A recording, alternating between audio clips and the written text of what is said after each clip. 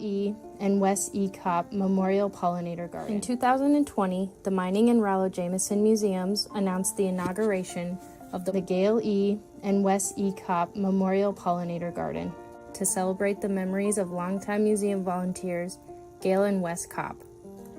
Since Wes passed away in April 2020, the museums have participated in celebrating the fond memories of both Gail and Wes.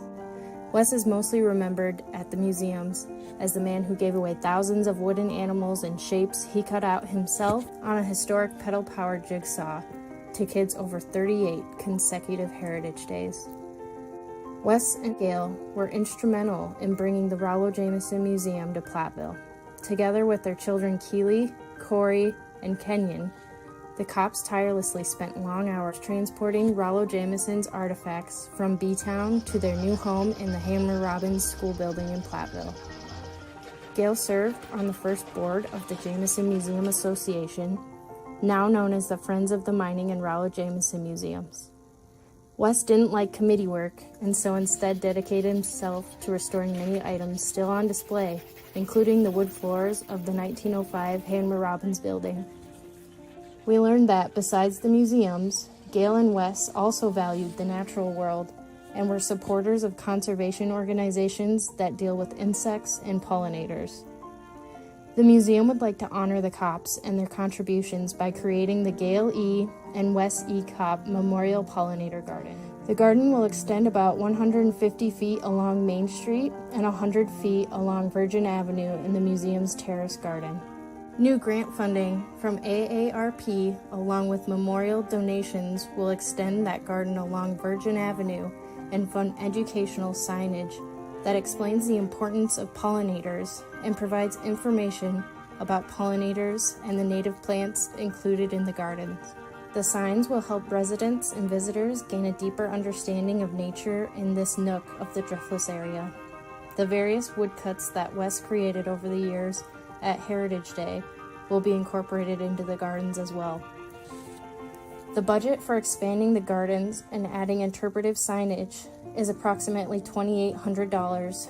The museums have received $845 in memorial donations to date, as well as an in-kind donation of native plants valued at $500. The museums operate under a very tight operating budget in normal years, and this year's COVID-19 pandemic is significantly impacting revenue. The museums have been selected to receive one of AARP Wisconsin's small dollar, big impact grants, which are being awarded monthly in 2020 to projects around the state that are designed to improve communities and make them better places for everyone to live, work, and play as they age. Judges selected the project for the $1,000 grant after receiving more than 6 proposals from communities around Wisconsin. The grant will help fund a project that will expand, beautify, and make the Gail E. and Wesley E. Kopp Memorial Pollinator Garden available in all seasons for the community to enjoy. The judging panel liked the proposal for several reasons. They said it not only gives youth and seniors a place to be outside, but it helps the threatened bee and pollinator population. It also gives the museum something people can interact with and learn from, even during social distancing requirements. The judges said the innovative idea honors longtime volunteers, leverages other resources, and helps the museum pivot its programming. It's also a bonus that other funds have already been raised for the project.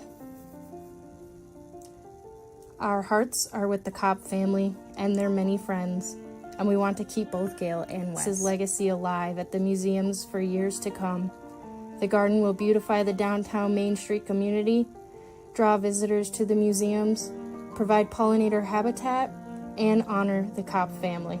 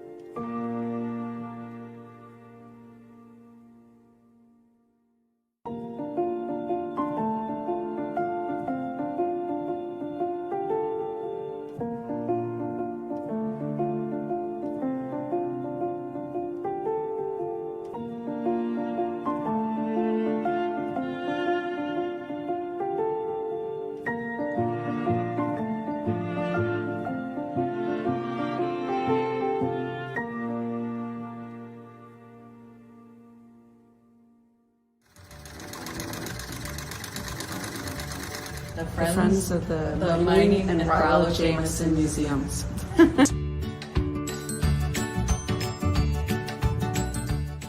Our parents are Wes and Gail Kopp, and they, along with the Daniels, they went out when the museum was just a thought that we could move it to Platteville from B-Town. And we also got to go out and meet Rollo in B-Town and see the trailer where he lived and see the barn where he kept all his treasures and hear some of his stories.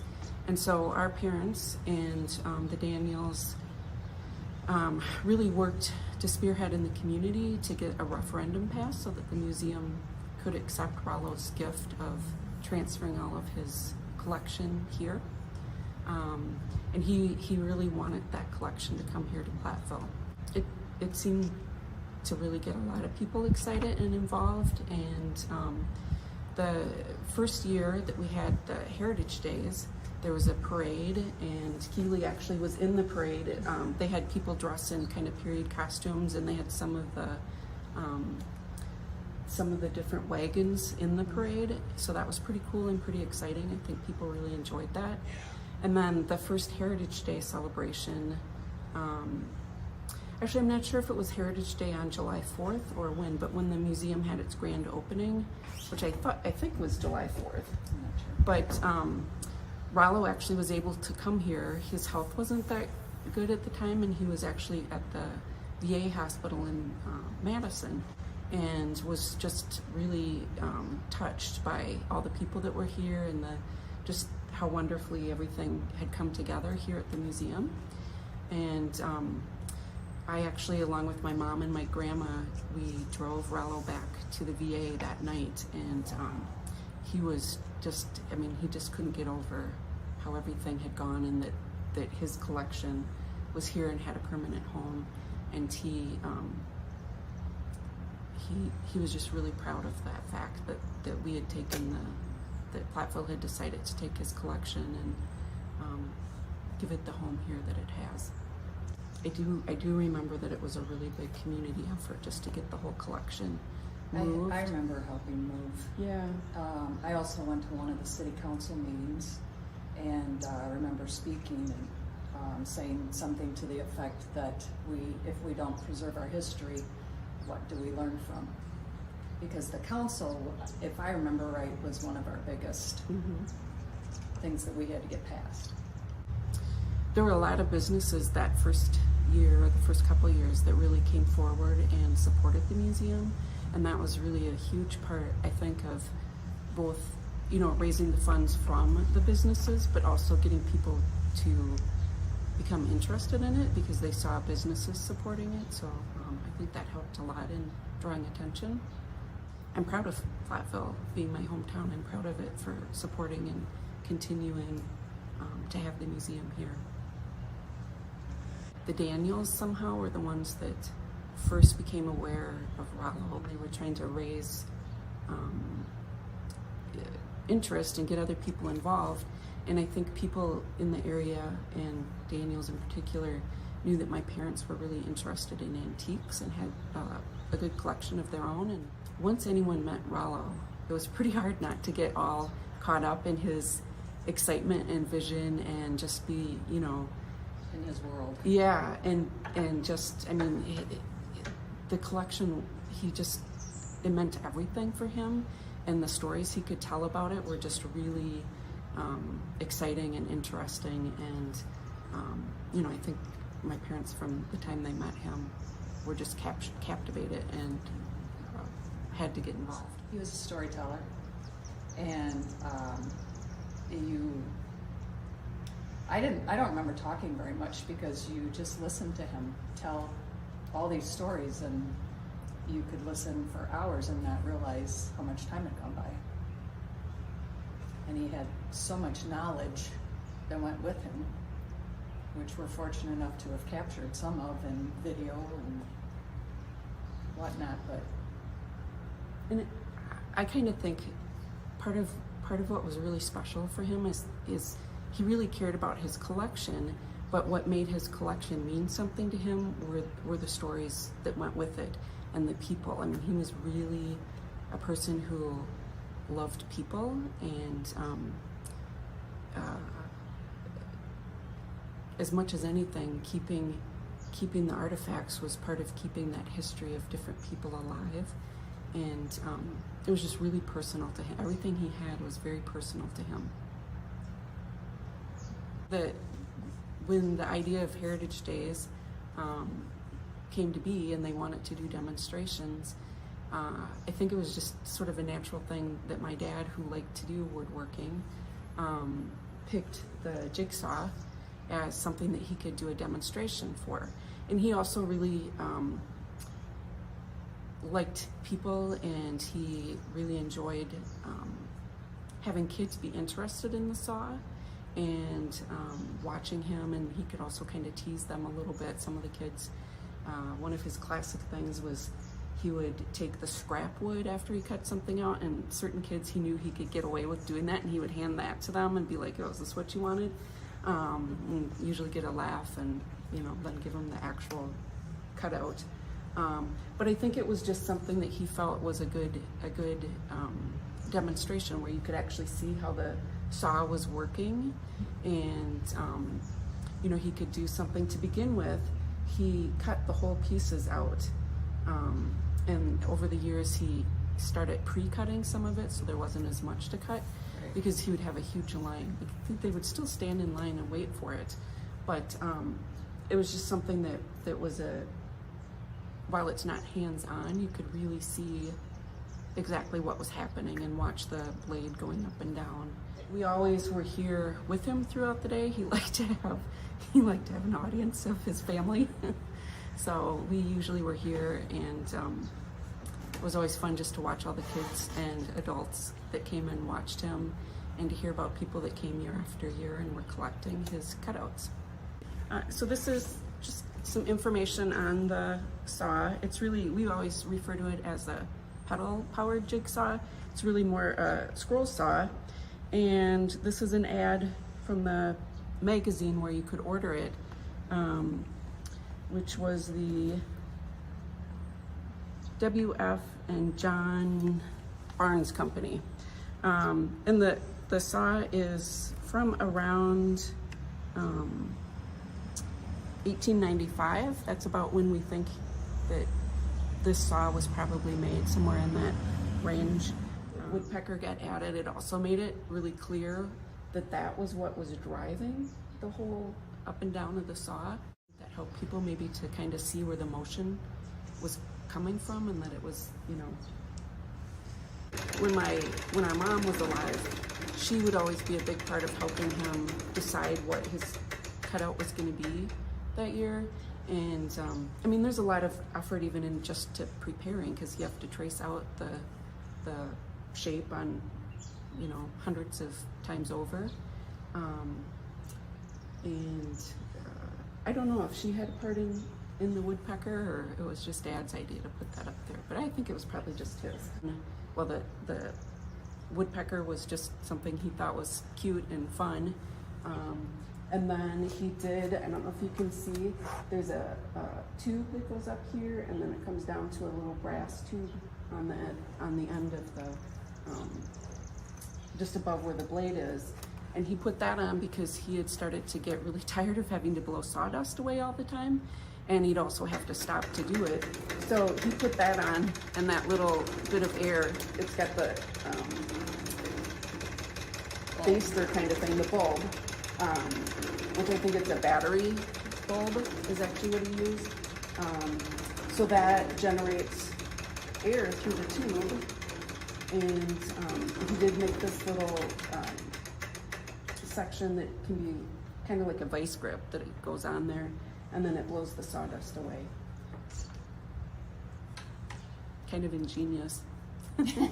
He would be here today if he could be. It was just it was one of the highlights of his year. Every year he looked forward to it.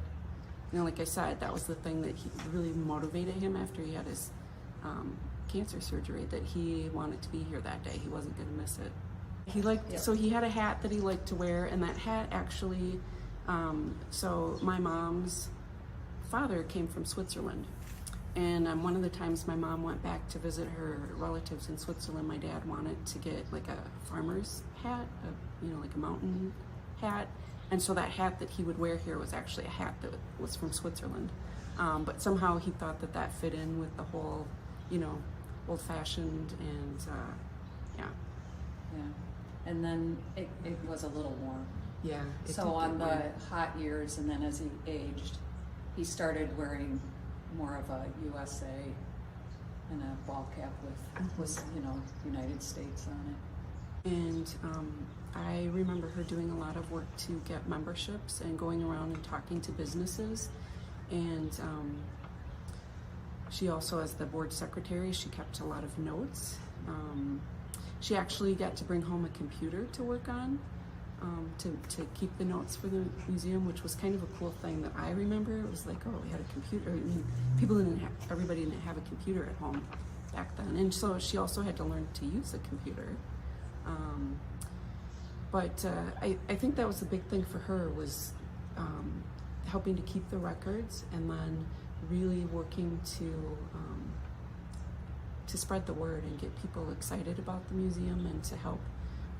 I think she especially went around to a lot of businesses to try and get them to have a membership for the museum. What else would you say? She did a lot of the touring, helped with the tours. Yep. She did a lot of cleaning Yep. of things. A lot of things were, needed to be cleaned, especially when the collection first got here, and just organizing.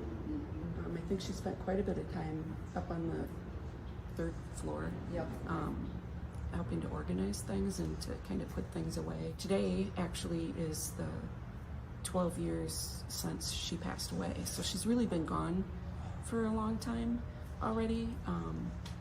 But on Heritage Day, she would be here at the museum, helping out with whatever she might need to help out with. But a lot of her role was staying around by Dad as he did the demonstration, and talking to people, and making sure he drank some water or something like that, because he would tend to not always think to do that. So yeah, but I think she was kind of a little involved in a lot of things. These are note cards that have been here since the beginning, that I drew. They're pen and ink, and they were used to help as a fundraiser in the gift shop. I do. I think of the museum, and I think of our family, and the Daniels family. I think it was important to my brother and sister and I, but I think because it was so important to our parents, that it's just something that seems like it's part of our family. It continues to be a big part of our family, going through, and then even with the Daniels and us being connected, we come back every year, and we look forward to seeing Patrick's here now doing it, and his daughter now seems to be coming with him as well and participating, and so it continues to be part of our families.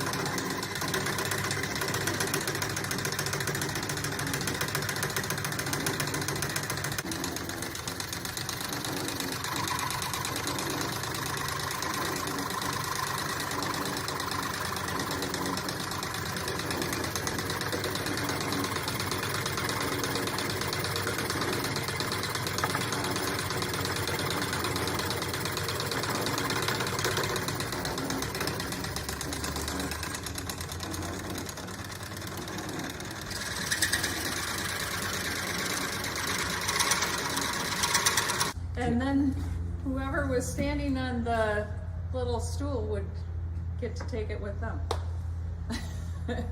You know, And it had to be a child. No Yeah. adults Yep. got to take one.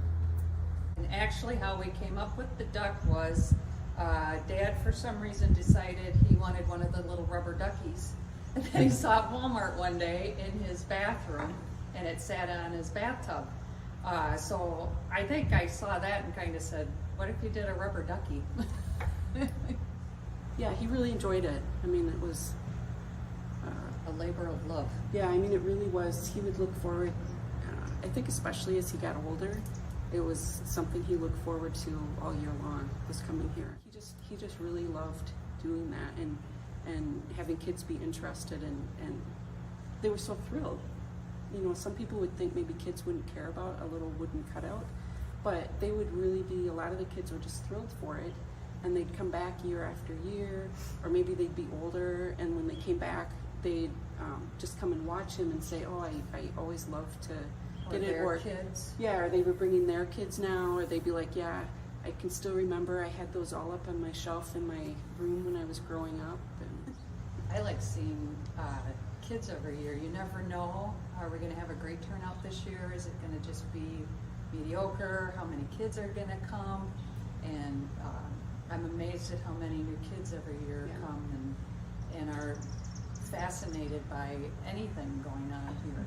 I never walk through here feeling like a tourist or visiting. It just seems like, well, this is part of me.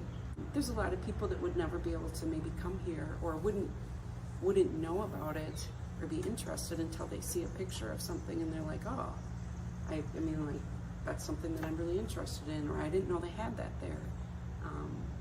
So I think it's really neat to see how social media and new technology can help bring, sort of keep what's here in front of people and bring a different audience to it, bring it to people differently. We're very happy to continue the heritage And virtually. I hope you're at least enjoying not being so hot outside and being bitten by mosquitoes, that sort of thing. That's kind of a bonus. Come see us next year. And I think enjoy the virtual Heritage Days and keep interested in history and how it can play a part in the future too.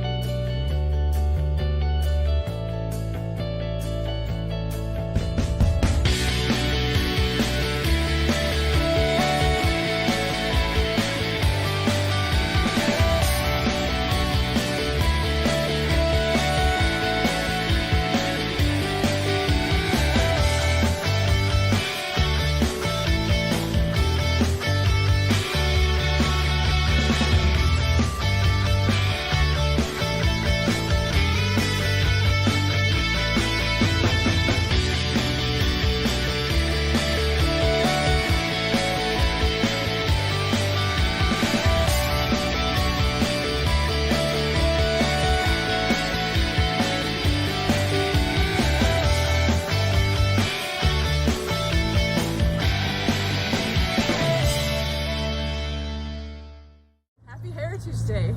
Welcome to the Mining and Rollo Jameson Museum in Platteville.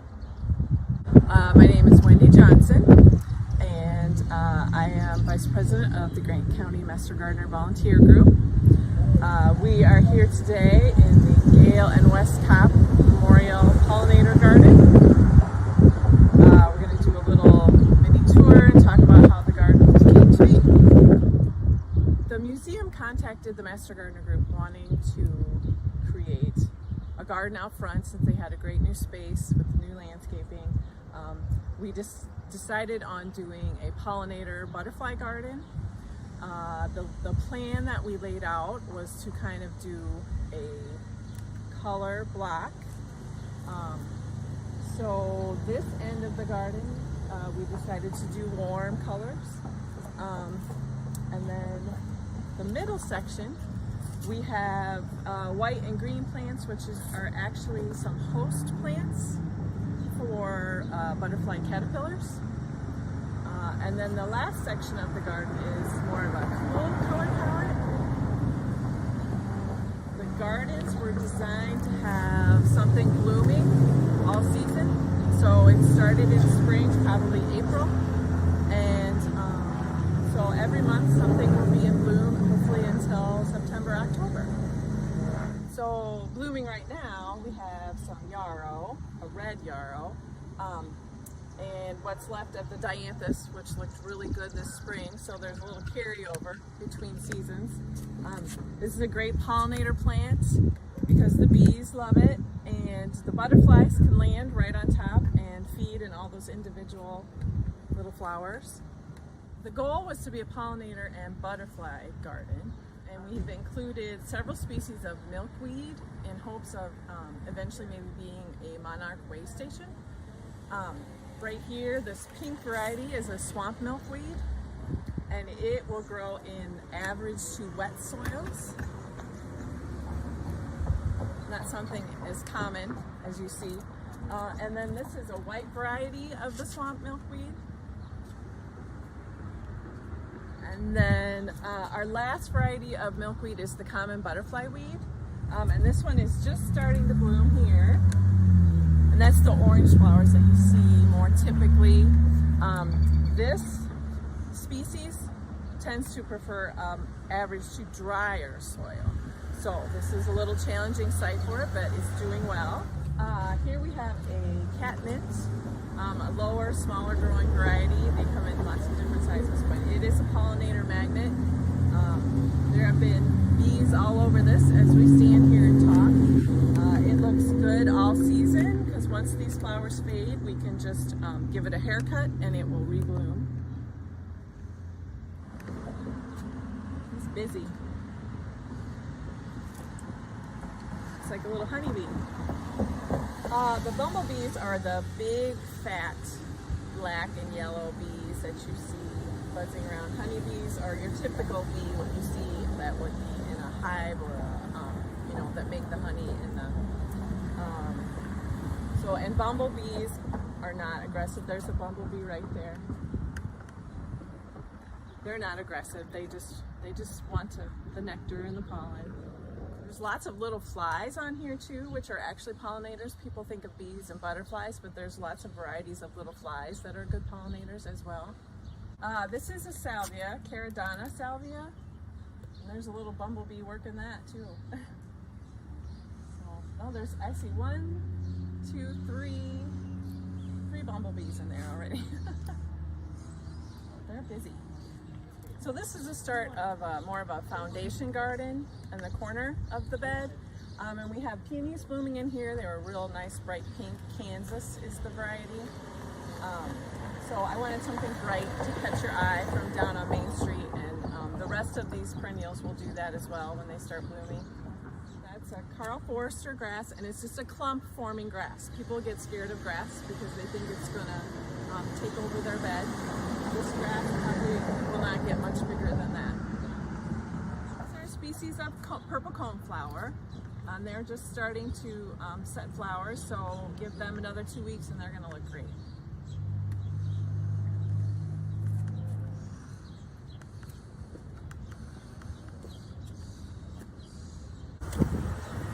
All right, so this corner is kind of the foundation garden of the bed. I wanted it to be eye-catching from downtown Platteville and set off the new sign that they put up.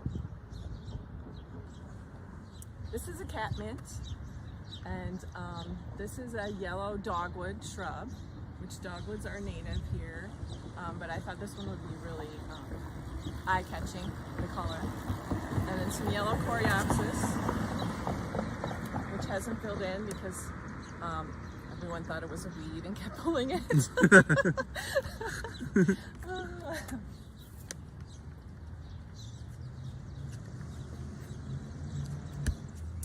This is the future site of a native plant garden.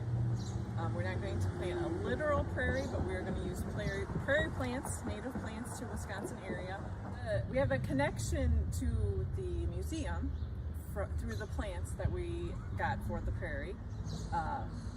Corinne and Patrick Daniels, who work for Taylor Creek Restoration Nursery, they provided the plants for the prairie planting. Their family has a long history of volunteering at the museum. So one of the goals of these plantings was to have an educational component to them. So this is going to be a great example. We have real clay soil conditions here, and so the people from Taylor Creek sent plants that would work in clay conditions. And then we have a couple of little microclimates too. There's a wet area where the water drains from the eave spout, and so that's another condition people might have in their yards. We have plants that will work in wet spots. And then the very end of that bed tends to be a gravelly, dry condition, and we have prairie plants that will work in that area as well. So one of the educational goals is to have signage explaining about the pollinator garden, the different types of pollinators, the different type of plantings that we have that are native to the driftless region. These are the plants from Taylor Creek Nursery that are going to go into our prairie style garden. They have, just to name some of them, they have a native Coreopsis here and some native purple coneflower, which you see a lot of in the prairie. I think when people see prairies, that's what they think of. Prairie dock, which is a big leaf on the bottom, and then it gets very tall, so that will be kind of a showstopper in the prairie garden. And lots of native grasses. Prairie typically has just as much more grass than they do flowers. We're not going quite that far, but there will be a lot of native grasses. Native switchgrass, prairie dropseed, and a carex, which is is not a grass, but it looks like a grass. It's a sedge. One of the plants we're including in the prairie planting is the lead plant, which is very appropriate for the Mining Museum. The history behind this plant is it has very deep root system, and they used to look for the lead deposits where there were deep crevices, and they thought this plant was a good indicator of where they might find the lead. So this little section of the garden, we kind of dedicated some host plants. Host plants are plants that are specific to a species of butterfly. They're caterpillars. They lay their eggs on those plants. The caterpillars will only eat those plants. So we talked about the milkweed, and everyone knows that that's a host plant for the monarch butterfly. But we also have some parsley in here, curly parsley. Parsley is a host plant for the black swallowtail butterfly. So these plants are small now, but they will fill out the front here. Last year when we put these in, they were loaded with caterpillars by, I think it was August or September, they were on there. And parsley is something you have to plant every year. It doesn't come back. We have some Coreopsis, which is a tick seed, this yellow one here. And this is a blanket flower, Gaillardia. There's lots of varieties of that, but I chose a bicolor one just to mix it up. This is another nice ornamental grass. This is actually a switchgrass, which is a native grass, but this particular variety will start to get red throughout the summer. And it's another one that stays in a nice clump and won't run and take over your garden. This is only the second year for the planting. It went in last year, so this is the first year for it to really grow. Next year, the third year, this bed will be full. All these plants will be double the size that they are right now.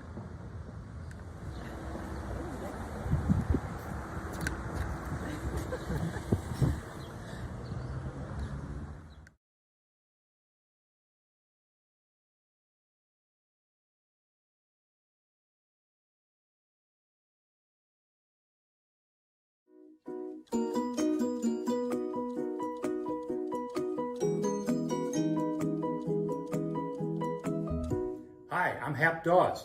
I'm one of the volunteers in the museum. I'm a photographer of a long time, and I've always been interested in the photography section of the collection here that Rollo Jameson had. So we're going to go through some of what's here, and we'll talk about that and show you some different things and why these cameras were used and what cameras have transitioned to today. A very important person started the collection of everything that's in this museum, Rollo Jameson.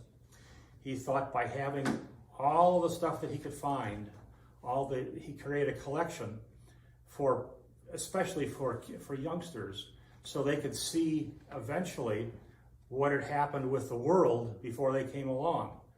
As you see with this camera, you don't see one of these cameras very often anymore. They're still used in some places, but this is, like from the 1850s. It was used for portraits.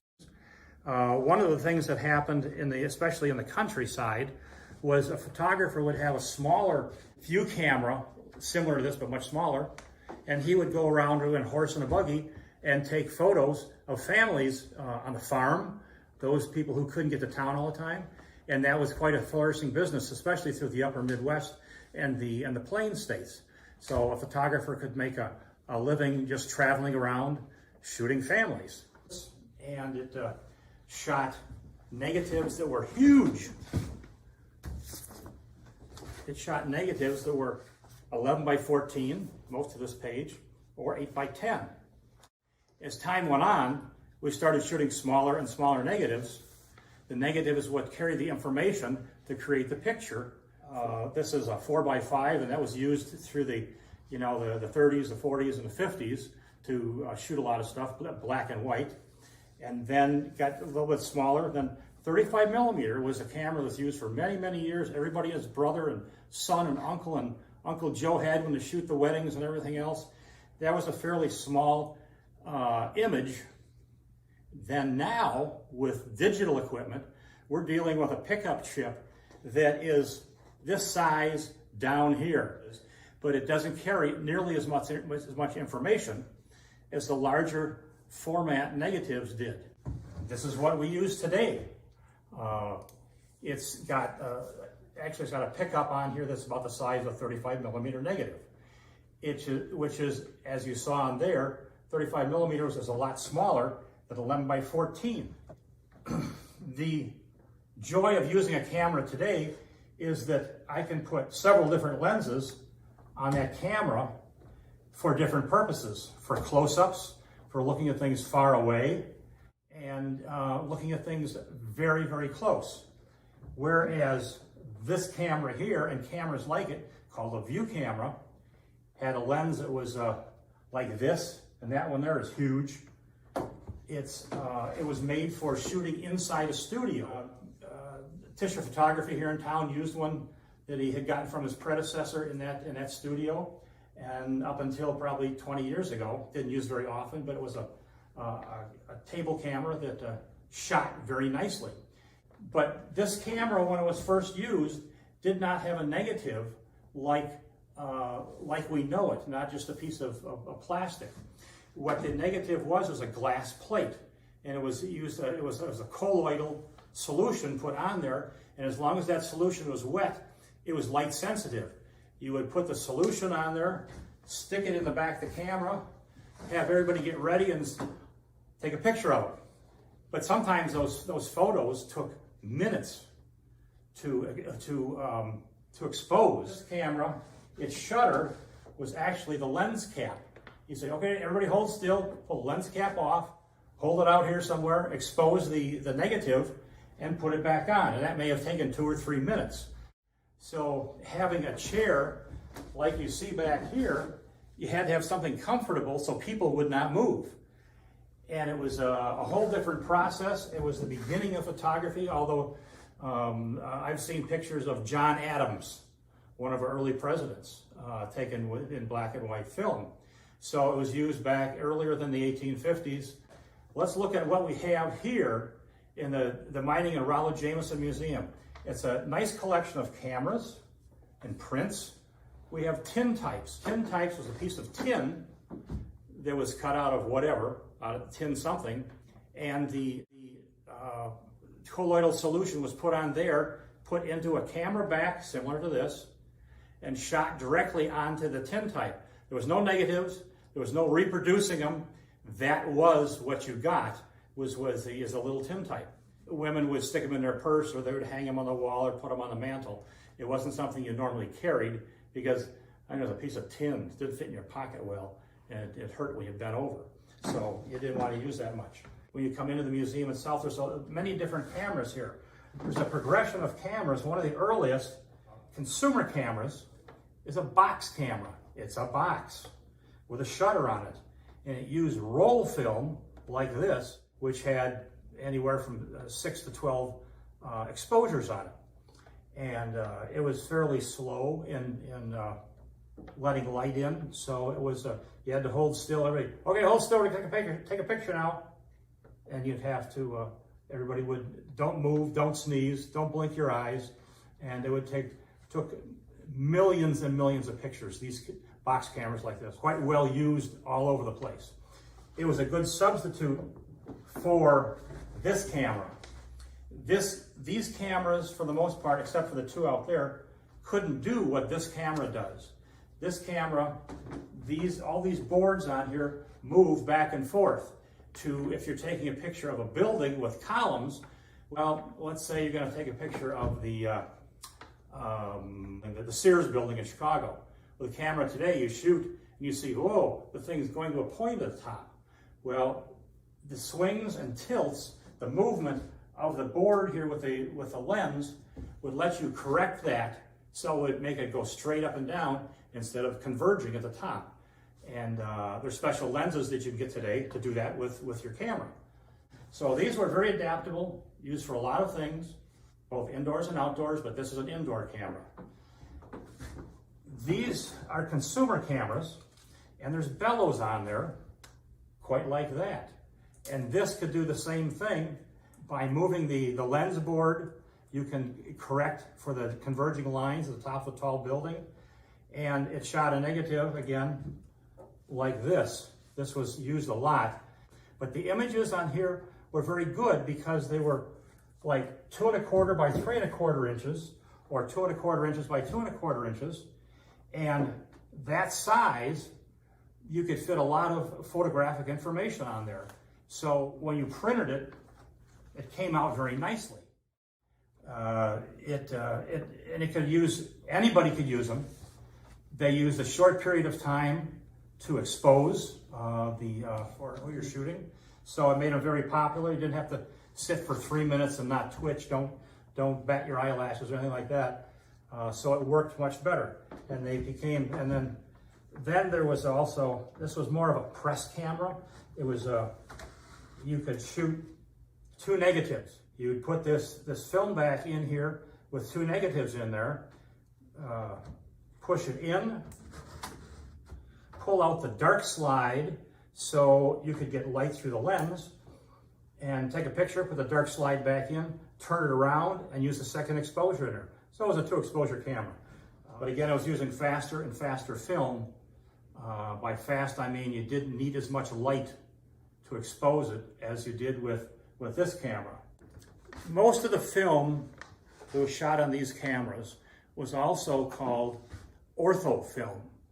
It was either red, blue, or green insensitive, which made a difference in what the subject of the portrait of the person looked like. Let's say you had an old guy that wanted his portrait taken, and his face was wrinkly and craggy and all kinds of stuff like that, with tons of character in it. But he also had you could see his red veins and stuff through his face. Well, he used the red insensitive film, and the face would come out more quote unquote normal and get rid of some of the blemishes and stuff in there. So, and later on, those films were used for natural resource assessment in air photos and stuff, depending upon what they wanted to emphasize wherever they were shooting. Now, we've gone through just about everything that Rollo Jameson has in the collection here, which is much better if you come and see it in person. Would love to have you.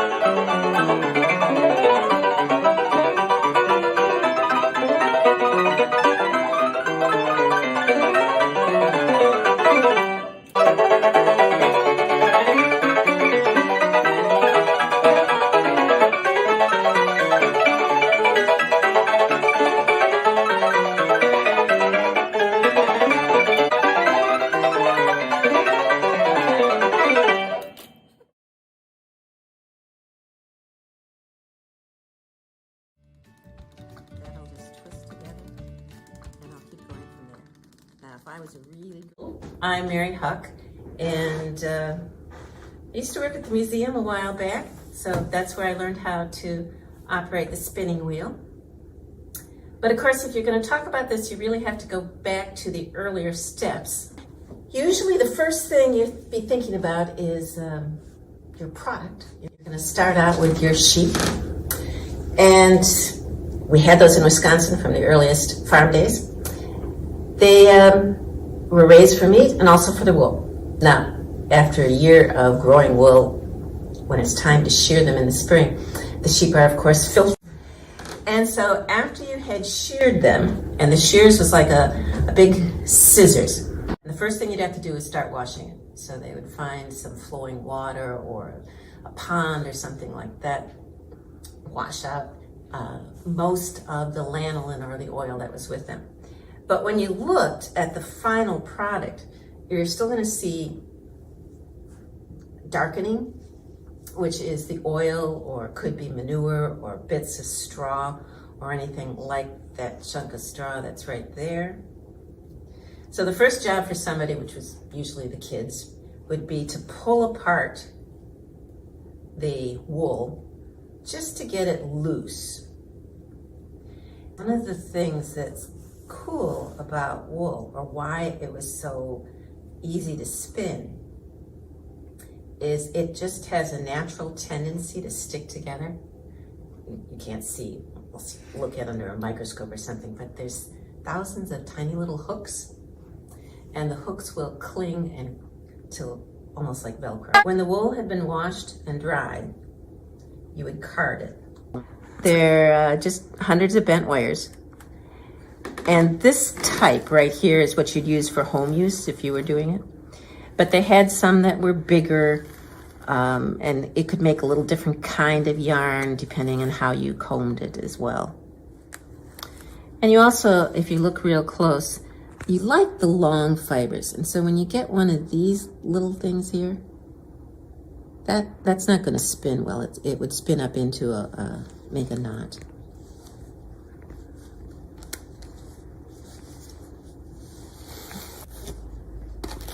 It's very important to get the right push on it. Smack it down in like that, you'll never get it to move.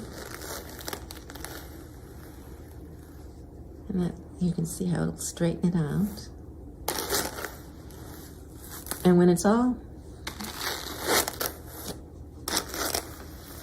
pretty much all in there, then I need to get the stuff that's on this side. Just peel it off. And I keep going again.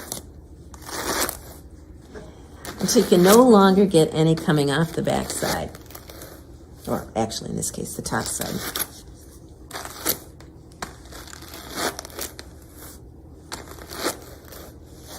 And a little more straw there. And you can see it's all just kind of tucked in there. So now we need to pull it off. And that's just kind of catch it on the edge. And I peel. And if you look on this side, it looks pretty good.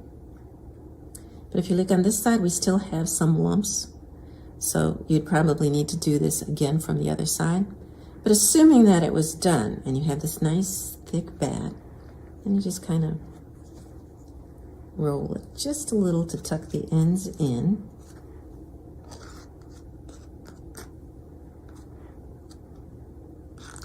And then you would give that to somebody to spin. And if it took you 5 minutes to do this, she could spin through that in a minute. Or you're starting off like this. The great thing about wool is I just fray it a little bit. And then I stick it overlapping a little bit. And then when I start up again, that'll just twist together and I'll keep going from there. So the spinner can do, I don't know, dozens of these things in the time it takes a person to maybe get a couple of them ready. So you might need 2 people working just to get the wool ready for the spinner, and then the spinner gets going. Generally speaking, you can card when you're, like 5 years old. You might start spinning or learning how to do it by the time you're 7 or so. It's not that complicated. And in a state like Wisconsin, they're going to be working with wool. If I was living someplace in the South, they might be spinning cotton, which can also spin. This kind, what they figured out was how they would be able to power it with your foot, leave both hands free to control what you are doing, and also at the same time wrap the yarn up. So if you look, I get it going with my foot. And then all I need to do is just pull up a little bit of the yarn at a time, of the wool, sorry. And then the spinning wheel just kind of sucks it right in there, keeping up a twist. When I pump with my foot, that causes the rod to move up and down. That makes the large wheel spin. And then that string that I showed you, that is attached to the smaller wheel. The smaller wheel has a smaller radius or diameter. It moves a lot faster, and that pulls in the yarn and wraps it around the spool. In order for this to operate properly, you have to regulate your tension a little bit. This turns and spins this, and it's got to spin it at the right speed, otherwise it won't suck in and wrap. So when you look down here, this is working on a screw, and it will loosen or tighten to control what you've got. And you have a couple of options also where you put the cord to see if you want it to spin faster or slower. Now the yarn is quite thin. You can make it a little thicker, a little thinner, but most of the time the yarn that was spun was quite thin. And if you wanted to make something like, socks out of this, good hard-wearing socks, this is not what you want. So this is 1 ply. So there is a way where you can spin this, take your 2 balls or 2 pieces of yarn, and using the spinning wheel, spin them again, and then you'll get a 2-ply twist. And when you first are spinning like this, you're gonna turn the wheel to the right, and that'll spin 1 way. Now, when I want those 2 plies to go together, I can't keep spinning in the same direction or it won't work. They won't grab each other. So then I have to spin the wheel to the left, and that'll cause the 2 of them to twist around together strong. Once this part here is full, we could simply take this, and it's gonna disconnect the cords here, and then you'll be able to slide out the spool. Most of the sheep, if they had a choice, would be white, because that allowed you to dye wool. You could buy some commercial dyes, indigo, madder, something like that early on. Or you could use some of the ones that you'd find in the fields. This one is goldenrod. This one is also goldenrod, but it has some copper sulfate, and the copper gives things a greenish tint. You don't always know exactly how it's going to turn out, and you're not going to get, really vibrant colors, not the way you do with indigo, which gives you all kinds of blues. They oftentimes did things with nuts, because when it comes right down to it, this is not an easy thing for somebody to make up at home in the evenings. I mean, it is doable, but it's tricky to get everything to work properly. So not everyone would have this. It was oftentimes one of the things that you brought with you as an immigrant. You can pack down, you knew you needed one, and then they show up in Wisconsin. Say though, by 1860, 1870, most families would not really depend on this. And certainly in Wisconsin, we were not spinning our own yarn because we were making blankets or clothes or anything like that. There's only a few exceptions. Some people that, this is part of their tradition. Grandma always spins, she sets up and she spins. Or if there was something unusual, during the Civil War, for example, federal government is buying all of the wool that it can get, and supplies locally were sometimes harder to get. You got a good price for your wool, so people that were raising sheep would increase their flocks, and then they might do some more at home as well. When you start adding up all of the steps from raising the sheep to shearing, to washing, to carding, to spinning, to plying again, and then all you've got is the yarn so that you can start knitting. They all darned all of their socks. I mean, they didn't throw away those socks until they had been made over 4 times. Take the bottom off, sew, re-knit another bottom for the sock. It's amazing, because socks, mittens, all those things are terribly time consuming.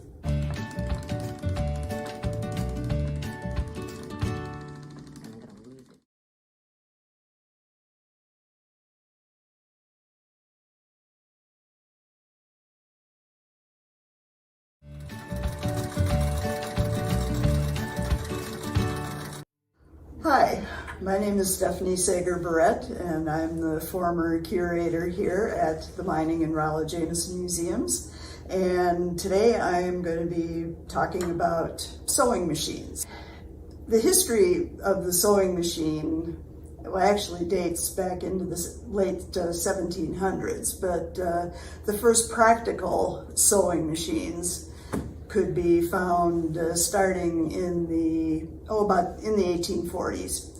The first sewing machines used what is called a chain stitch, which means that there is one thread and it makes kind of a looping stitch, kind of like a single crochet, if you're familiar with that.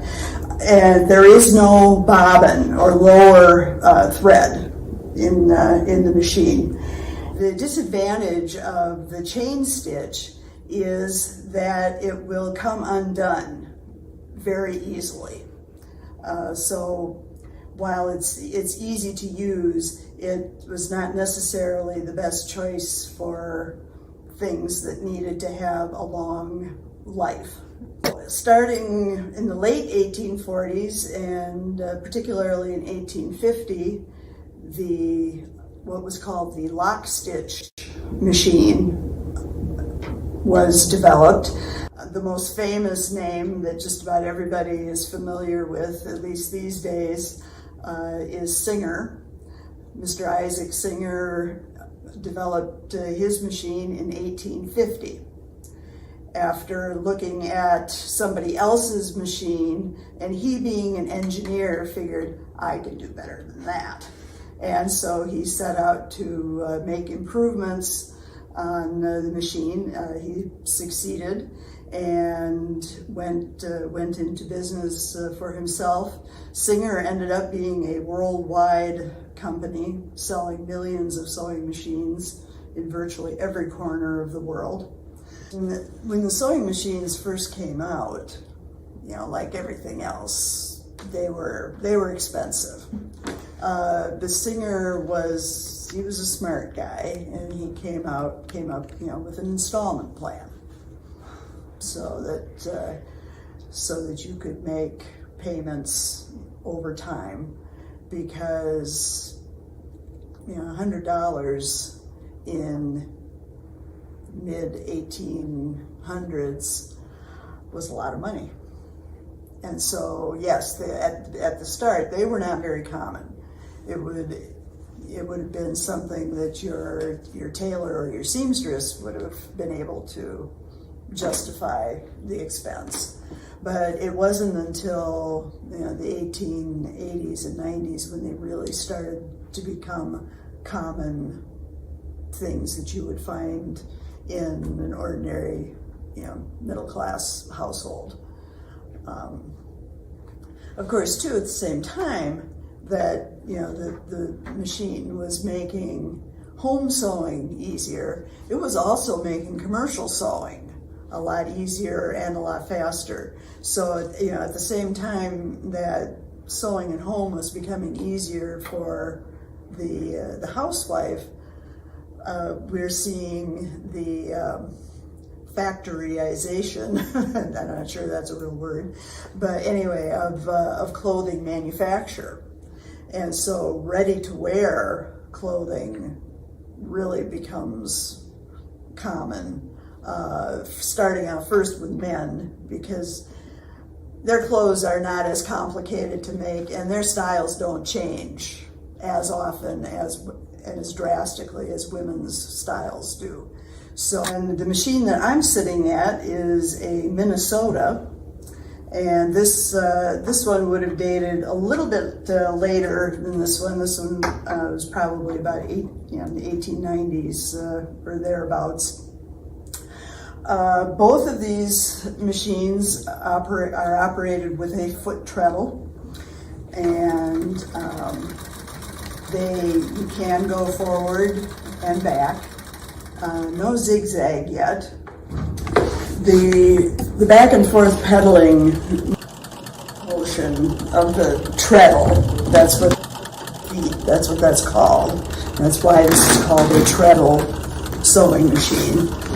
That motion is transferred into the rotary motion by the arm that you see down there. And then the rotary motion is transferred via the belt to the machine, to the sewing machine. And then that rotary motion gets transferred in the workings here to the vertical motion that makes the needle go up and down. Now, that is also powering the bobbin. And unlike the chain stitch machine, this one right here, which only has one thread, this machine uses two. You've got the thread here on the top, and then you've got the thread coming down, coming up through the bottom of the feed plate. This is what is down below.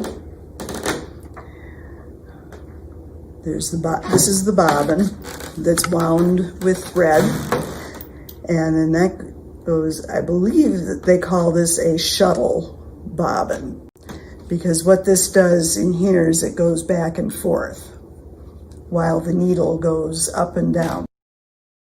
And this is what creates that lock stitch, as opposed to the chain stitch, where if you pull the wrong end, it'll just come all undone. This one will not do that. Somewhere down in there you can see how the upper thread has captured that lower thread, and that's what is creating the lock stitch. Sewing was something that took up a lot of a woman's time in and amidst of all of her other household chores. Before the advent of the sewing machine, when all the sewing was done by hand, making of a man's shirt, which is actually one of the simplest things that could be made, and one of the most common articles of clothing to be made at home, by hand takes about 13 hours to do all of the stitching with a needle and a thread. On a sewing machine, between 1 and 2 hours. So it definitely made a difference in the length of time that it took to produce garments. The Minnesota machine that I was using was owned by a woman here in Platteville. Her name was Flora Rotzel. It was purchased in 1911, 1912 via the Sears and Roebuck catalog. And Flora worked as a seamstress here in town.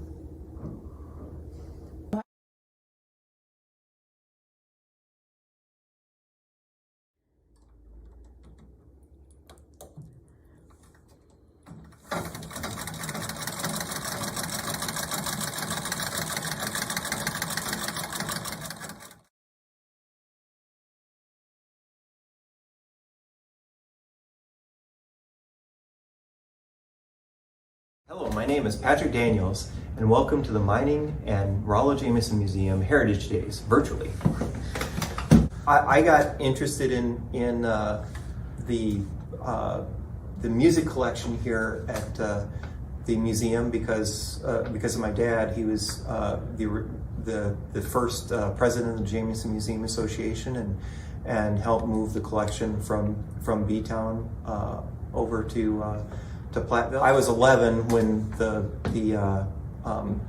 collection was moved over here, so at that time it was like, look but don't touch. But over the years, he gradually let me take over some of the demonstrations of the different musical instruments that we have here, and so then that's what I've been doing since basically 1988 was the first year that I did it by myself. You kind of can break them down into the three different mechanical music types. You have your music boxes, the traditional music boxes that have some sort of a metal musical comb in them. And you have the reed organs, which are also called organets. And then you also have the acoustic era with the Edisons and the Victor talking machines, which are also called Victrolas. And the primary example here is a Brunswick, which came on a little bit later, but their kind of slogan is that they can play any record. So whether it's the Edison technology or the Victor records. So that's kind of the collection in a nutshell. And then what we're going to do is we're going to talk about each one of those groups individually. So starting with the music boxes, basically in the 1700s or so, based on Carillons of the 1600s, they miniaturized those into what's commonly referred to as a music box, and this is an example of a music box, and in it you can see the musical comb, and there's little pins on a cylinder in there that strike the teeth on the musical comb, and that's what produces whatever note is it, and based on where that cylinder is, it over time it creates a melody, and this particular unit has 6 different tunes on it, and the tips of the musical comb are very, very narrow, and what happens is that you can shift at the end of a song to just slightly over the whole cylinder to play the next song, and so basically one rotation is one song, and that's around not quite a minute, and these were fine, and it's really good to have some sort of a known musical melody that you can give to other people, and that's kind of the idea of this. It's going to be the same music that somebody else is listening to as well. Whereas if you give somebody an instrument, they have to learn how to play it. So this is a way to get music without knowing how to play music. You started out with cylinder music boxes, and they had interchangeable cylinders, but those were definitely big and bulky, and the pins on them were prone to breaking off, and so there's a lot of issues with them. So the Symphonium Company in 1885 came out with the first interchangeable disc music box, and here's an example of one of those. It plays a 7-inch disc. And the Imperial Symphonium was patented in 1885. by the Symphonium Company in Leipzig, Germany. Actually, they're just outside of that, and there's basically two brothers that founded it. Actually, shortly after founding the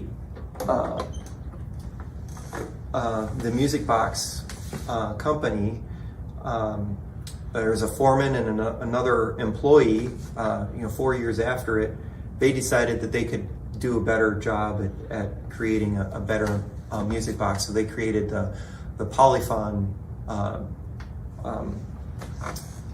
company, branched out on their own in 1890. And then in 1890 also there was a tariff act of the U.S. Congress, and so they couldn't really sell them in the U.S. So they created a subsidiary company called the Regina or Regina Corporation, or the Regina Music Box Company is the name of it. And they started making music boxes in the U.S. in 1893, 94. Here is an example of one of their primary sellers of the large music boxes. All three of those companies, the Symphonium, Polyphon, and Regina, all made various sizes of music boxes. One of the most popular sizes was the one that has the 15.5 tune sheets. And so this is kind of what you would consider a high-end fidelity system for back in 2000 or 1900.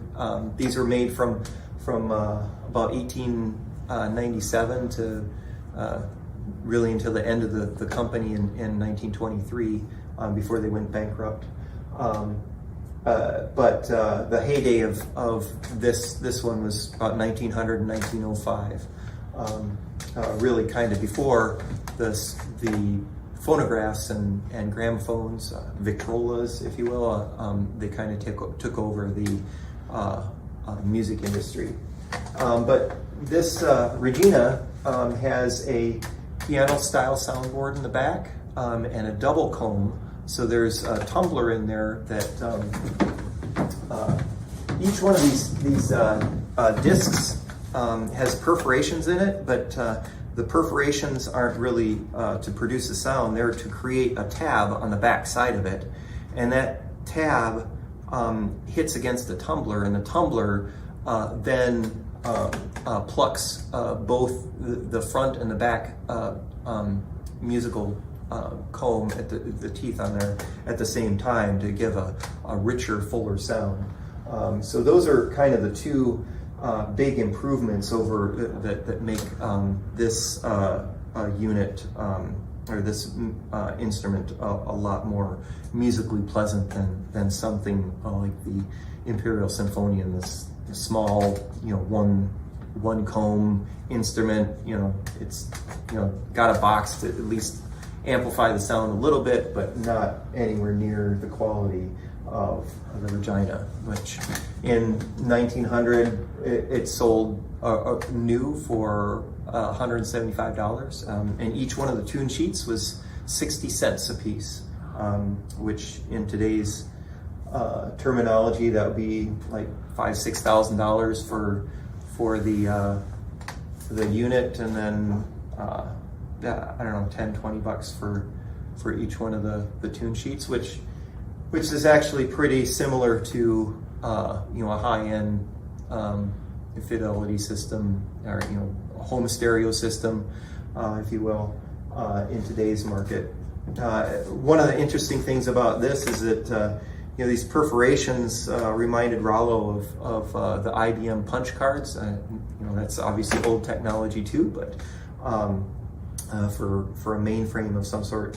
And he was saying that it's basically the same as digitization, is digital imprinting of that information onto a medium. So So it's like kind of like nothing new is there's nothing new under the sun. You're just like the Bible says too. So that was one of Rollo's kind of things about technology. Technology repeats itself over and over in new and interesting variations to it. So Rollo got this particular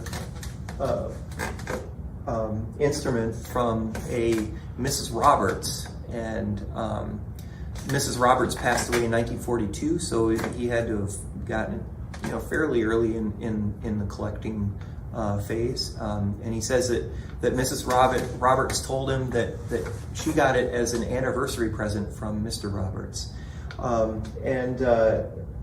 So it sat many years in his tavern, the Spring Valley Tavern in B-Town, which is where he operated for many years.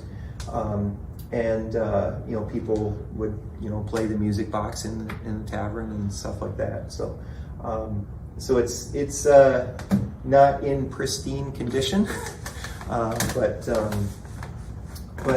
it is playable, and it is a pretty interesting piece. Anyway, I guess we can try to take a listen to this. When it was new, it would go through all 12 tune sheets on one winding.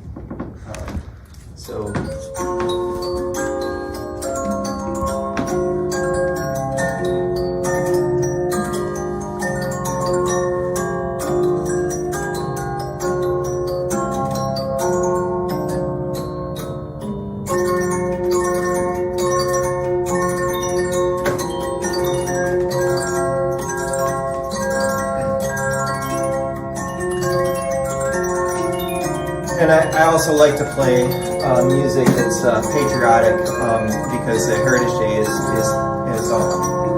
historically been on July 4th.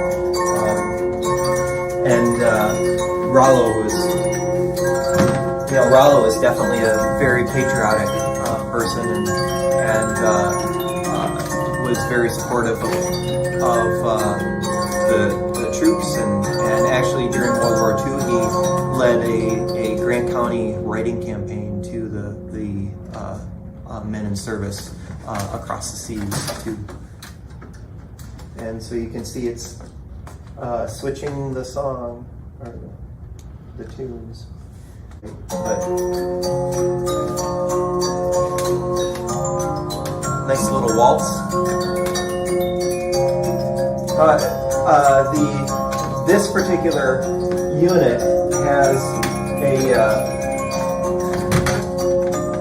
a curved glass front. You could get an art tin on the front too, but most people wanted to see the inner working. So the glass one pretty much was far and away sold out. The other one. And this is an oak cabinet, and they also made a mahogany cabinet. And then they also had an attachment that went up here on the crown. It's called the corona. That's why you have a crown up at the top.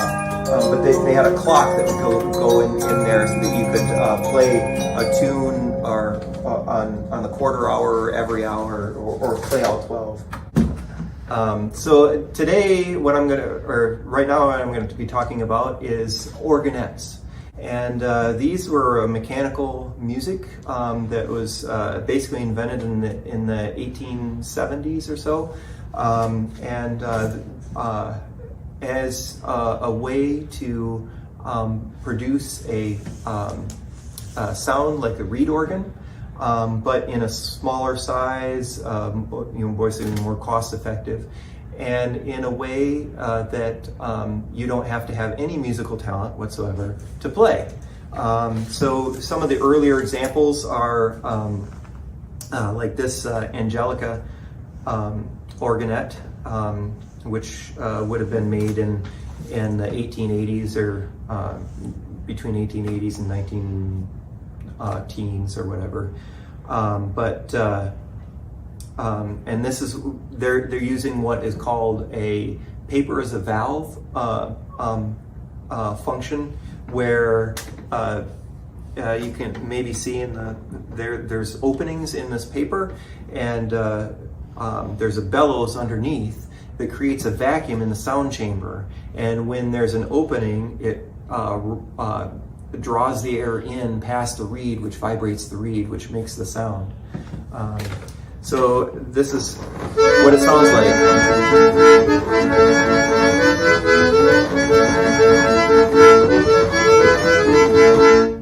So that was called Soldier's Joy, and it was written basically after the Civil War, about substance abuse and particularly the increased availability of morphine and the drugs that were available, because that was, Civil War was really a kind of that founding use of those drugs for pain relief, and so this paper is 23 feet long, and each one of the and there's multiple tunes on the same piece of paper, but they sold them by the foot, and so if you wanted your favorite songs, they may have created a little bit longer one, because those are more popular selling. So 23 feet is like kind of the standard one that comes with it, and then 20 or 27 foot or 30 foot are ones that that you have more popular tunes on them. And I'll just point out here that this unit would have originally had what they call a buffalo leather covering on the outside, but you can see it's basically all you can see is remnants of the glue on the outside, and they would have had like some sort of a placard on the inside describing the operations of the Angelica. But that buffalo leather is pretty common for smaller fixtures. You can see it actually the same sort of thing here, that leatherette material, and it's called buffalo leather because they were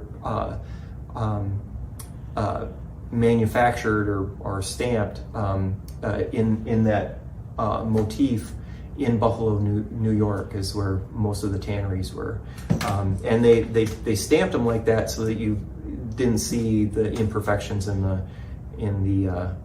the leather as much. So it made a more uniform look to it. And so a lot of the things that Rollo got may have not been in the best shape. He might have gotten it from the dump or something like that, and so he would have fixed it up. And like this one was missing the rewind key, so he took a piece of copper tubing and bent it into a shape that fits on here to rewind it. So all you need to do to rewind it is press down on the inside and then wind backwards to get to the start of your song, and then your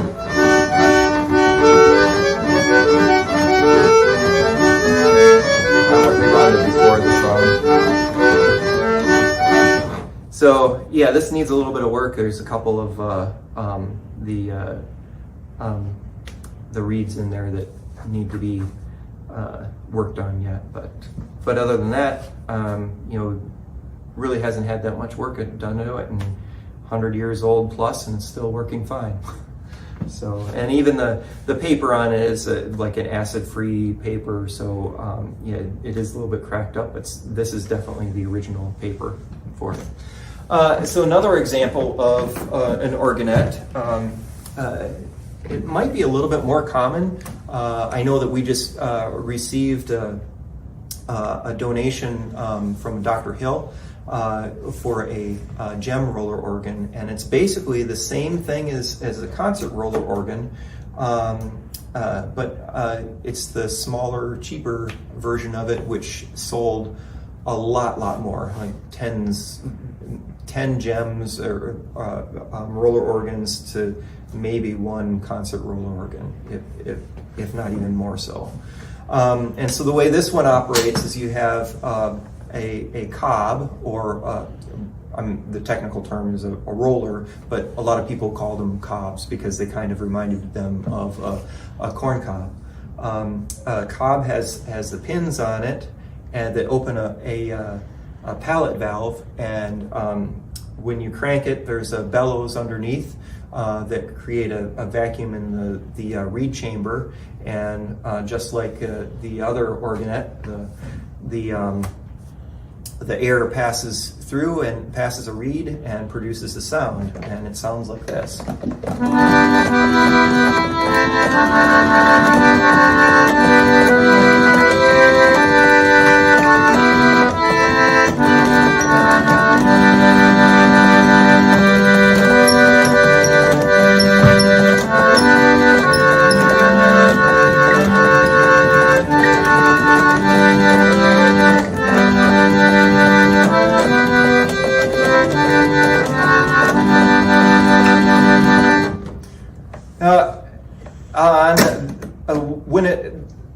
The way this operates is it actually takes 3 revolutions to play one song, and it's actually a little bit of a spiral. So you notice it jumped back to get to that starting position after the 3rd revolution. And you can kind of hear a little bit of a warble in this. The bellows do need to be reconditioned, but basically the only thing that's really been done with this is that, or recently anyway, is that Wes Kopp was able to spruce up the outside a little bit, but as far as that goes, the innards are basically the original stuff, but I know that there are some things that on these they do wear out and become brittle. So that's like one of the things that happens with bellows type of instruments. So these are 2 examples of organettes. Today we're going to be talking about the phonograph, gramophone, whatever you want to call it. And it was basically invented in 1877 by Thomas Edison, who you also may have known to invent a couple other things. He still holds a patent, or he holds the record for the most number of individual patents at 1,099 patents for him. Everything like from phonographs and electricity, light bulbs and that sort of stuff. So he's a very well-known inventor, and he created the original ones were a tin foil type phonograph, and then later developed a cylinder record player, or cylinder phonograph. And this is basically one song. This is actually an Edison Ambarola record cylinder, and it would play a 4-minute song. But this Fireside phonograph is from that transition period from around 1908 until 1915 or 16, when they were transitioning from a 2-minute wax cylinder to the 4-minute Ambarola cylinders in direct competition with Victor, which we'll get into a little bit later. And so this Fireside plays the record, the recording, by tracing a groove that has various bumps in it, which are then translated by a stylus onto a diaphragm, which produces a sound, and then the sound is amplified through a horn to basically play it back at a volume that you can understand. So and this one has a gear ratio change, and also the stylus change to go from the 2-minute to a 4-minute cylinder. So we'll play a little bit of a.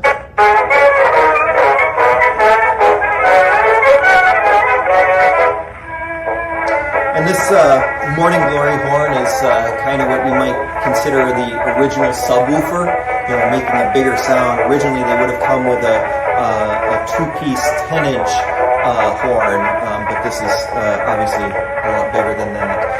So if you were at your local phonograph dealership, which actually happen to be a lot of times like jewelry stores, hardware stores would sell phonographs and that sort of thing, they would have these aftermarket horns that you could replace the original horn with. But the Morning Glory horn is a little bit on the big side for this the fireside. Typically they would have had them on like a Standard or a Triumph horn, and the fireside was one of the last ones before they started going to the internal horn configuration. So that's kind of what the Edison cylinder phonograph sounds like. And I guess one of the things that you hear are not so much anymore, but there's an expression called saying put a sock in it, and that comes from the phonograph era where they would dampen the sound somehow by putting a sock or some other material in the horn just to create a little less sound.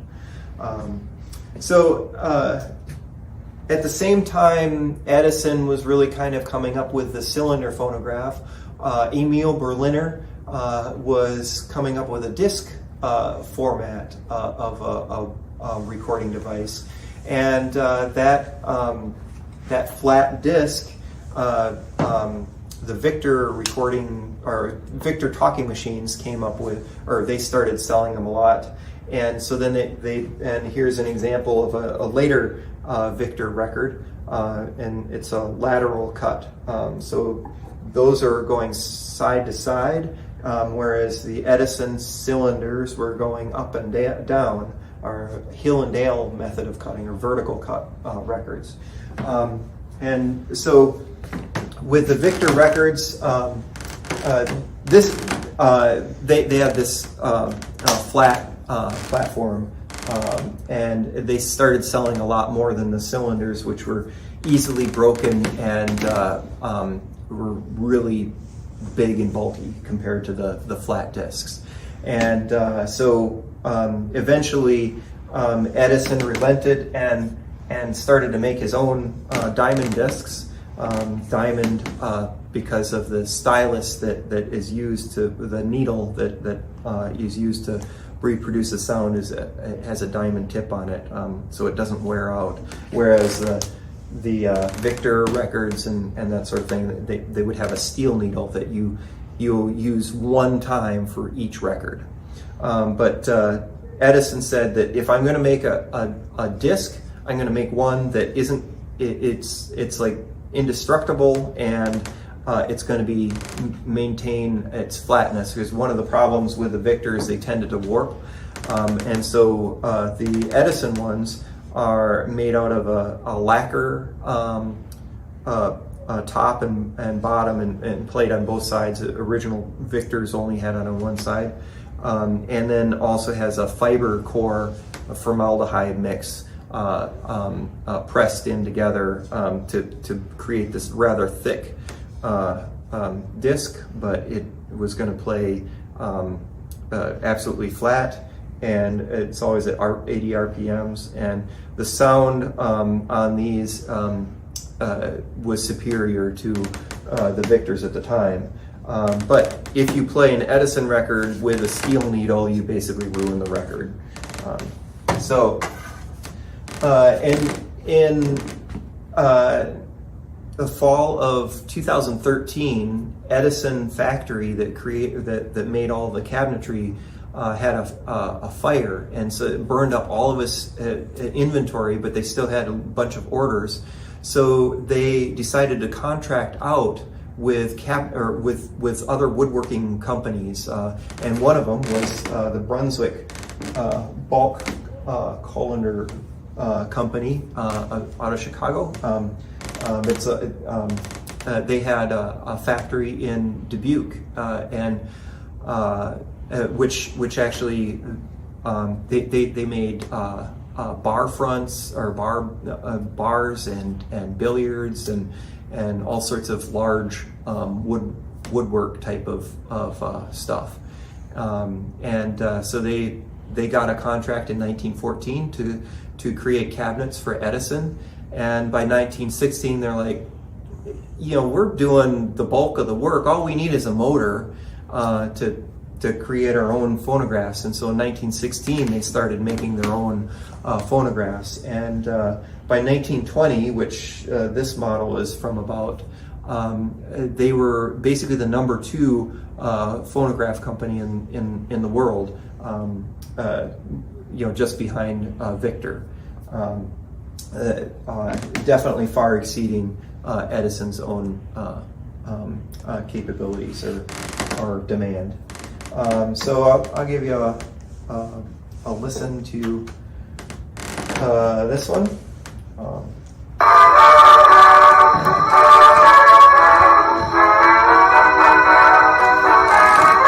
This one has an internal horn, and you can see the internal horn here. This covering on the front isn't authentic. It's been replaced at some point. But it was typical that they would put in some sort of floral design on them. But you can see in here that, this is really too loud for me, so I'm going to turn it down. There's an internal dampener, so I can actually turn down the sound. And it's they call this a wooden oval horn that gives a better sound.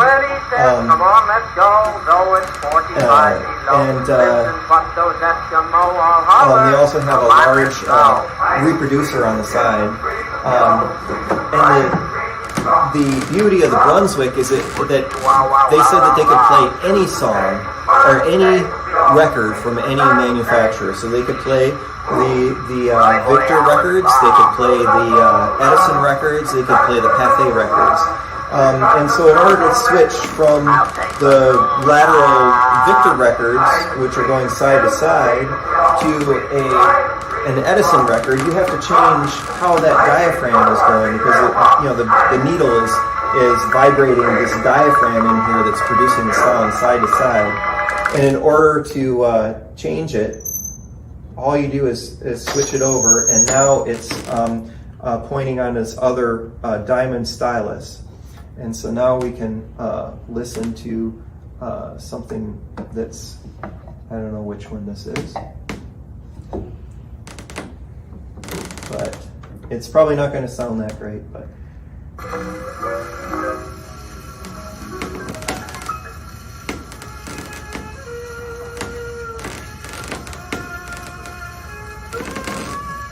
And Edison, he was actually hard of hearing, just like Beethoven, and so later on, basically any of the records that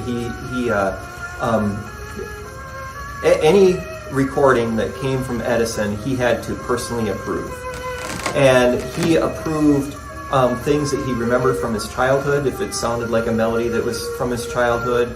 And things that he thought sounded nice. So there's a lot more classical type music, and that sort of thing. But towards the end, they're like, as long as it has a good beat, not really necessarily beat, but good melody with it. He can't really hear the lyrics, so it doesn't really matter that much. So there's one example, I think, that has like teeth marks where he would bite down on this, or just have his teeth resting on the side of the phonograph to hear the music, that way. So I thought that was interesting. But yeah, Rollo, I know my dad found this in the hotel, one of the outbuildings at Rollo Jameson Museum, and it's a all the rooms are really small and really compact, and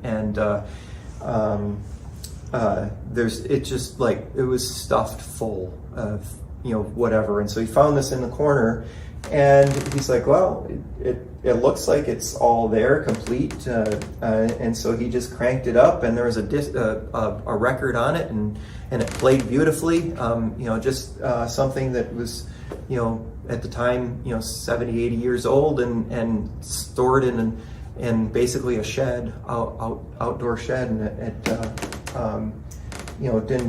hadn't been used for years, and it still plays nicely.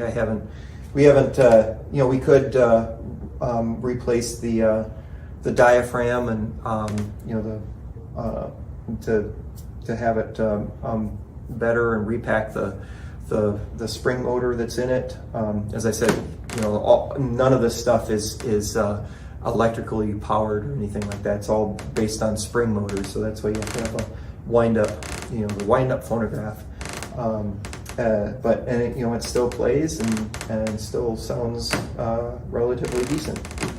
If you look at the late 1800s, early 1900s, it's really changing from an agricultural based economy to more of a consumer grade economy, and Sears and Roebuck really played a big role in distributing those commercial goods to the everyday man. Like the Regina, those were sold through Sears, but like something like the bigger ones, those still would have been like a fairly well-off person to purchase something like that. But like the cylinder phonograph and just an upright console like this, they were Edison's idea in 1890 was to have a cylinder phonograph in every home in America, and definitely by the 1900s, mid 19 teens, that was pretty much a reality. I mean, there was maybe a quarter. 75% of households had their own phonograph of some sort, and that was shortly before radios took off. And then once radios took off, it's just like you not only had one radio, but you had multiple radios in the house as well. But as far as a phonograph goes, this was the primary entertainment for people that for many years. Before that, I don't know if you know, like Laura Ingalls Wilder's book, where Pa would play the fiddle, and that was the entertainment that they had. There's, we have a number of accordions, and we also have like a violin here, and other musical instruments, guitars and that sort of thing, and reed organs. Actually, there were more reed organs in late 1800s than there were pianos. And pianos kind of started taking over that play any music type of thing in the right at the turn of the century. But if you didn't know how to play those instruments, what do? You get a phonograph, so those were definitely sold thousands, and really there was a huge boom right after World War II or World War I, the Great War, where you saw just hundreds and hundreds of manufacturers of these phonographs. And there's two things. There's patent restrictions before that, limited who could do stuff, but also the economy really picked up right after World War I to for several years until it tanked, with the Great Depression. But during that time, this was like kind of your personal entertainment, your home stereo system.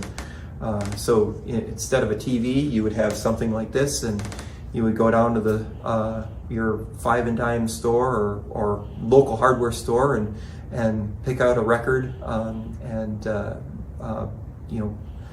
at 75 cents a piece. And that was like your spending money for the week, and then you take it home and play it. So.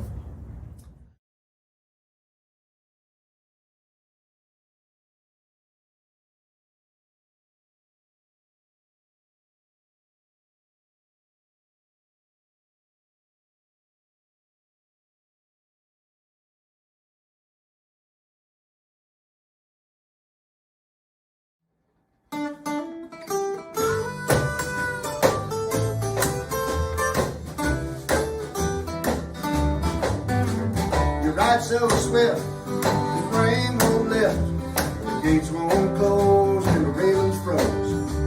So get your mind on a point in time, 'cause you ain't going nowhere. Ooh, you're riding me high.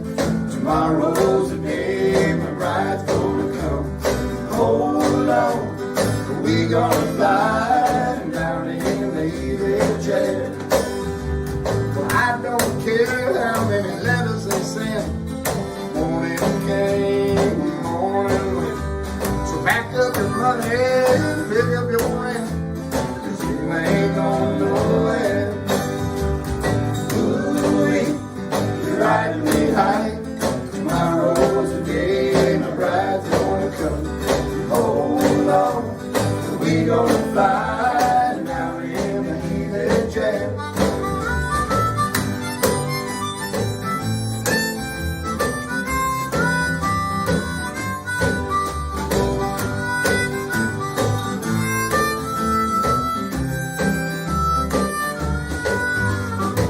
Buy me a flute and a gun that'll shoot.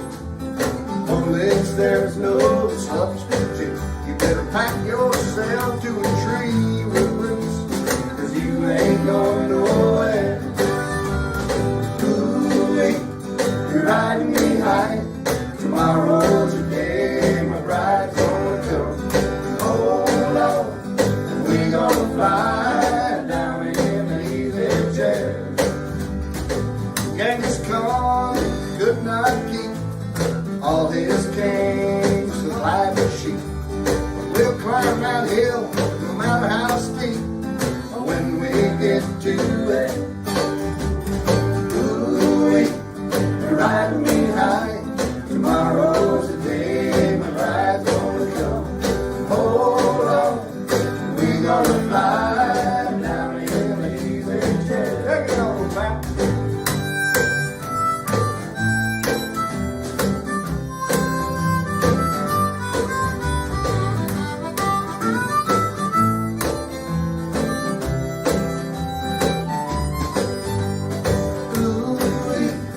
Riding me high. Tomorrow's the day my bride's gonna come. Hold on, we gonna fly down in the easy chair. Ooh, you're riding me high. Tomorrow's the day my bride's gonna come. And hold on, we gonna fly down in the easy chair.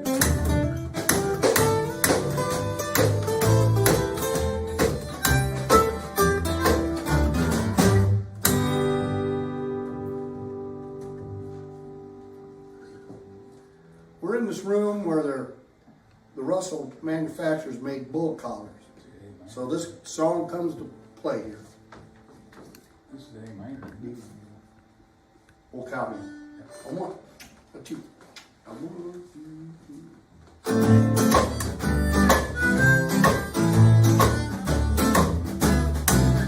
I'm an old cowhand from the Rio Grande. My legs ain't bold, my cheeks ain't tan. cowboy who never saw a cow. I never rode in a stair cause I don't know how. And I sure ain't fixing to start up now. Yippee-i-oh-ki-yay. Yippee-i-oh-ki-yay. I'm an old cowhand from the Rio Grande, and I've come to town just to hear the band. I know every song that the cowboys know about the big corral where the dogs go, and I learned them all on my radio. Yippee-i-oh-ki-yay. Yippee-i-oh-ki-yay.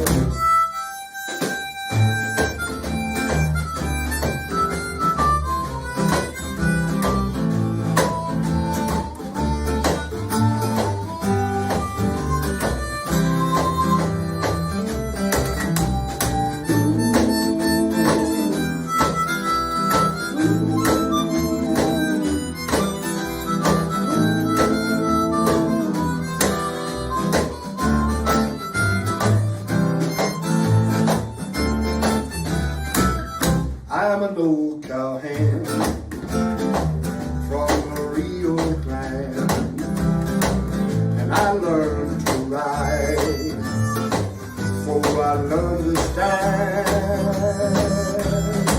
I'm a cowboy who is up to date. I know every trail in the Mountain State, and I ride the range in my Chevy V8. Yippee-i-oh-ki-yay. Yippee-i-oh-ki-yay. I'm an old cowhand from the Rio Grande, and I've come to town to hear the one-go band. I know every song Colonel One-Go know about the big corral where the dogs go, and I learned them all on his stereo. Yippee-i-oh-ki-yay. Yippee-i-oh-ki-yay. Yippee-i-oh-ki-yay. Yeehaw!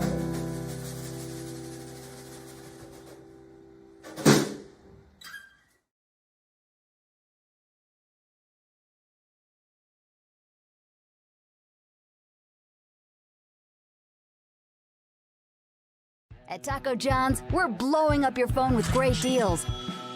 The only problem is how many there are. Crunching, crunching, crunching, crunching, crunching. Sorry, not sorry. Taco John's.